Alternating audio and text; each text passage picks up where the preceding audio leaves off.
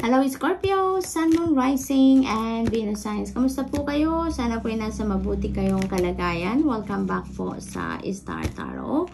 Kung bago po kayo rito, welcome na welcome din po kayo. Thank you po sa inyong support. I truly appreciate it. Tignan po natin ang mga mensahe sa inyo ngayon, Scorpio, for the week of October 8 to 14. Pasensya na po kayo ha. Ganun ako mag-shuffle ngayon kasi masakit na naman ang arm ko. Kaya pasensya na po.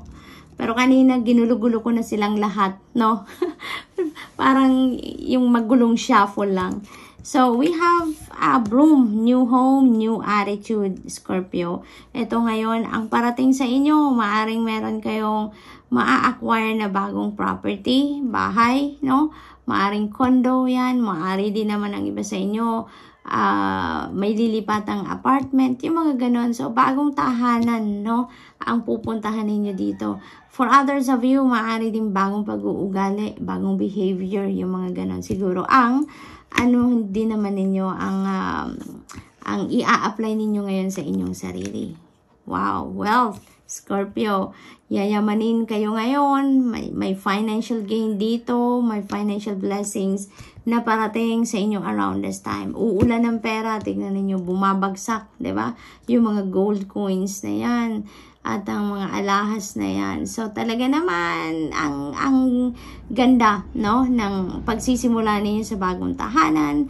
Maaari din, na bagong trabaho din ito. Bagong opisina ang papasukan ninyo, Scorpio. So, that could be that as well. And yan, may kaperahan, malaking kaperahan na maaaring dumating sa inyo dyan. And exciting event. Yan. So, maaari talaga, no, na yung exciting event na to, lipat bahay. No, magse-celebrate din kayo dyan sa paglilipat bahay ninyo. Maaring may housewarming pa gaganapin ng iba sa inyo dito. Kaya naman, that's really very exciting for some of you, Scorpio. What else, Scorpio? We have Start Fresh, Chrysocolla. Ayan. So, talaga, Scorpio, talagang merong new beginning dito. Bagong bahay, bagong trabaho, bagong opisina, no? Ang talagang sisimulan ninyo. That is indeed an exciting event for you, Scorpio. You are starting fresh, definitely. So, congratulations. Congratulations. We have open up your heart. Ayan, rose quartz. Open up your heart, no? Panahon na ngayon para magbukas na kayo ng inyong puso. Parang in the past, tumigas, no? Yung pinto ng puso ninyo. Maybe, may mga sama ng loob, may mga heartbreak siguro na nangyari for some of you in the past. Kaya yung parang nawalan kayo ng gana, no? Nawalan kayo ng gana for love, maaring ganon. Kaya ito, open up your heart. Yan ang invitation para sa inyo is Scorpio. What else? We have find a way to forgive. Ayan. So definitely, relationship issue ang pinanggagalingan ninyo.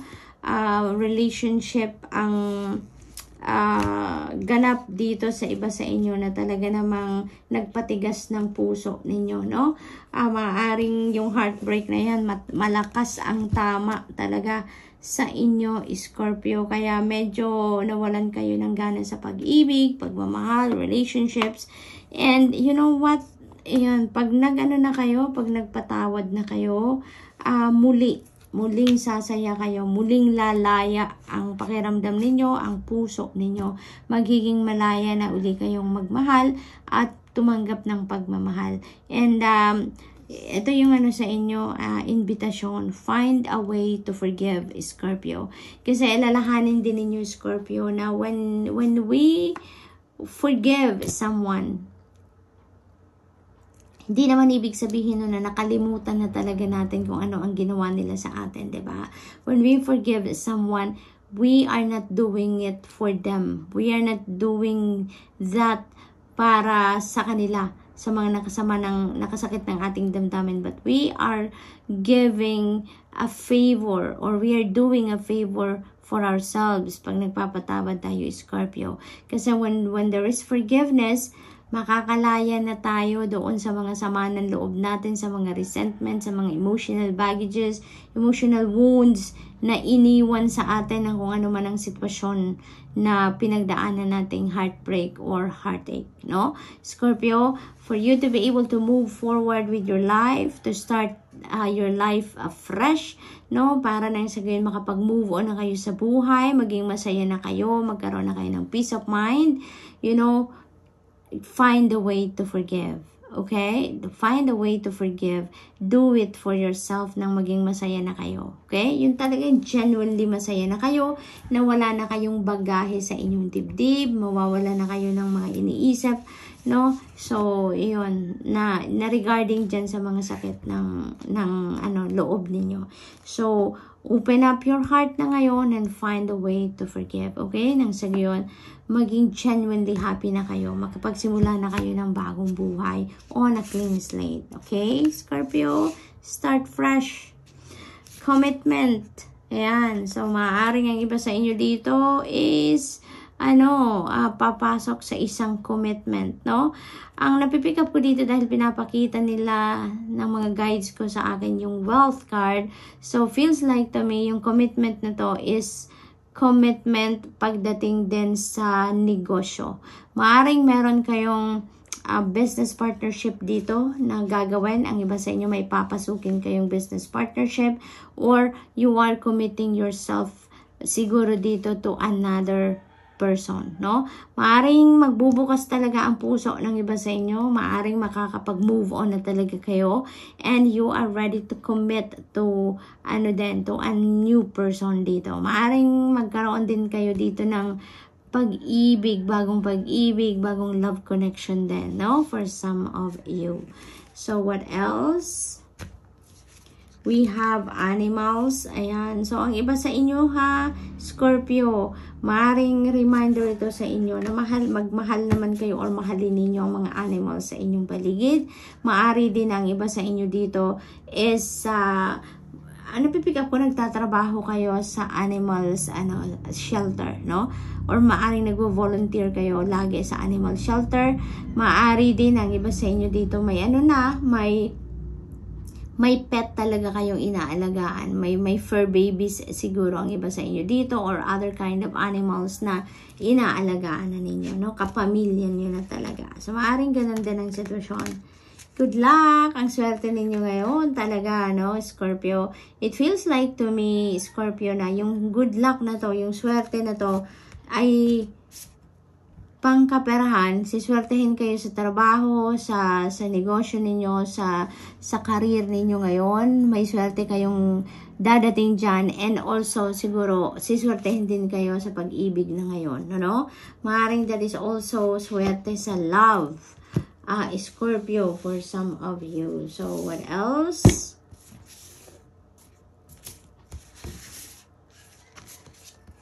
We have the Tower energy. Ayan. So, this is release, no? Release. So, kailangan nyo na talagang i-let go ang lahat ng bagahe ninyo sa dibdib ninyo, no? Nang sa gayon, makapag-patawad na kayo, makapag-forgive na kayo.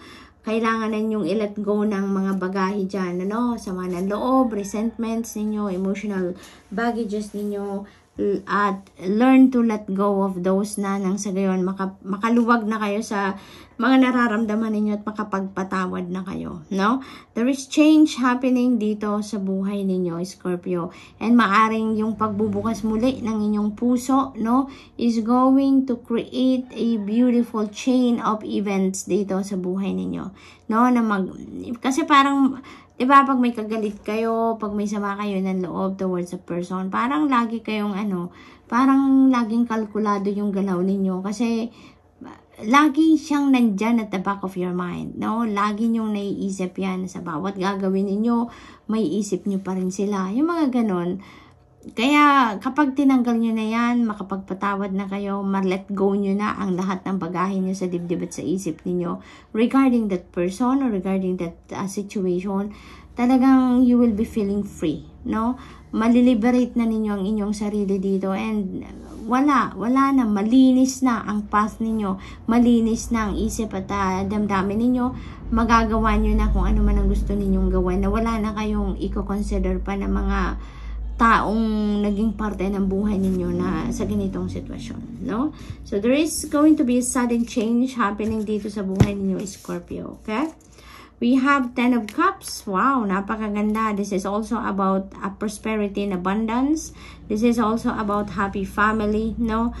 Contentment ng pamilya, na yun ang mararamdaman na ninyo dito, Scorpio. You will be able to experience that joy, no, with the family. The whole family will be happy kasi wala nang problema dito. Pangkaperahan, prosperity and abundance, no, nandyan na yan sa inyo.